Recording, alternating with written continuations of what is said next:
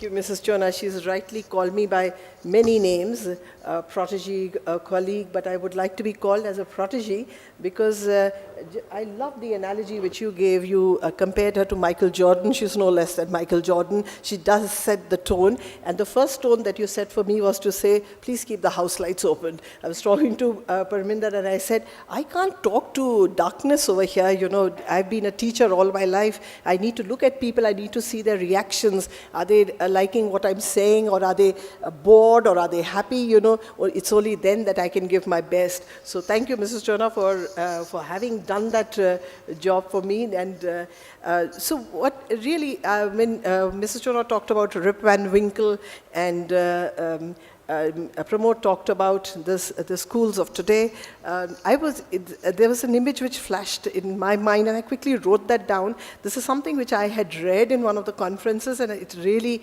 appealed to me. And taking the cue from both of them, and this is what it said. This is a scenario of education today. Students of today attending schools of yesterday, taught by teachers from the past, preparing them for the future.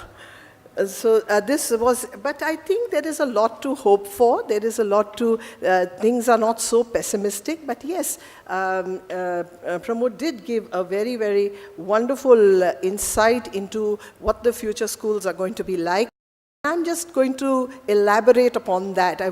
I'm so glad that there were some other speakers before me, so that I got the food for thought for my talk over here.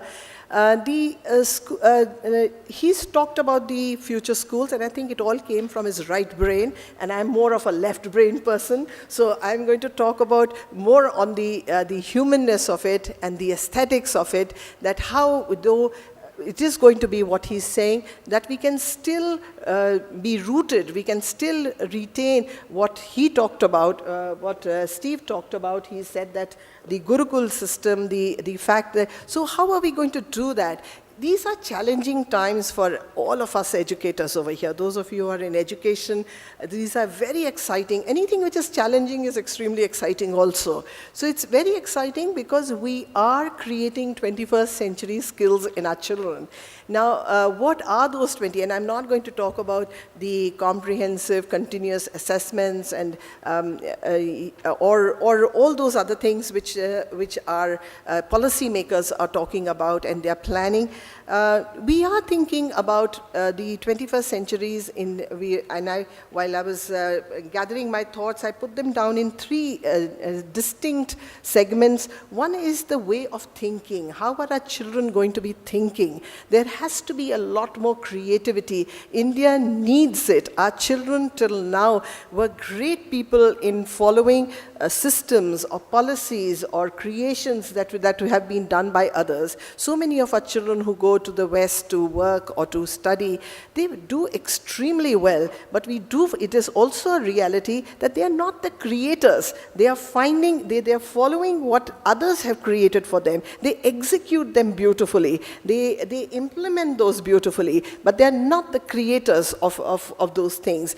The 21st century skill in our children has to promote creativity. Now, creativity in thinking, just let them think in any way. So, taking on from Pramod, where he said that there can be a whole lot of other, and I'll come to ICT a little later, but yes, we are talking about creativity, we are talking about problem solving, and this is not only going to be the job of educators, it's going to be the thinking process of the entire community. Parents and educators. Parents also, we have to now prepare our children for that 21st century. So there will be the problem solving, there has to be decision making. We make our decisions, we stick to those decisions, we have the courage of conviction that this is what we believe in and this is what so we have to start looking at those things. It is very important that we now start moving away. Just the 2 days back, you know, we had the exam results of grade 10 and and immediately all schools were scrambling for finding out how many perfect 10s, you know, CGPA 10, how many of, so where are we? We are still, now I agree with what some of them have said, that we are still stuck in that web of marks and performance. We need to get away from that. CCE was not about getting a CGPA of 10. CCE was about encouraging thinking skills, creativity, life skills, but we are still not, our mindsets have not changed. So, and then you had the morning dailies coming out with so many school, out of so many children, got these many perfect grades. Time is there to change this. We have to now start acknowledging that there has to be a change in the way our children think, in the way our children work. So we have to start thinking of collaborative working. How to ensure that there is collaborative working, there is communication, they're able to communicate well, whether it is in the written form or the spoken form. Communication has to get that importance.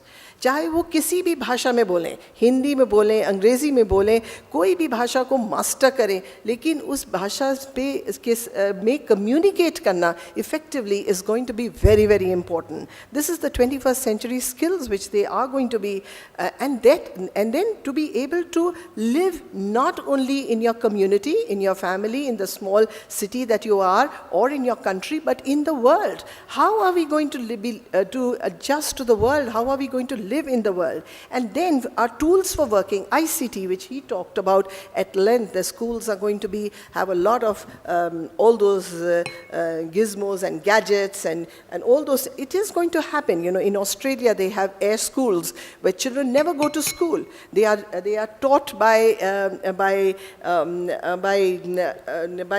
people who are from somewhere else.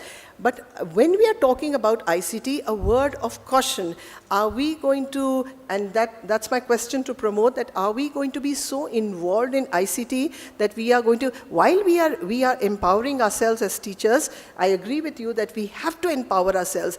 I cannot forget, I know, Mr. John, I'm taking a little time, but I have to give this advertisement where the child comes out of the mother's womb and immediately looks at the Googles how to cut the umbilical cord, cuts the cord, jumps off from the maternity table, Googles something else, and walks away. Now, yes, they are digital natives. They know much more than us.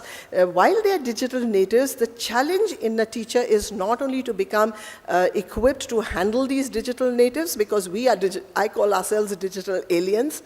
So we not only that we empower ourselves, but at the same time, how do we train our child to be able to appreciate an amaltas tree, to be able to smell the flower, to be able to appreciate what is there around them. So this is the challenge for any teacher. Empower yourselves with ICT, with this, that, everything else, but at the same time, let them be appreciative of poetry, let them be appreciative of nature. How do we do this in our schools? So this is what is going to be really a challenge, and I think the concept of teaching has to change. Like they all said, we need to, we are not the repository of all knowledge. Our children know much more than us.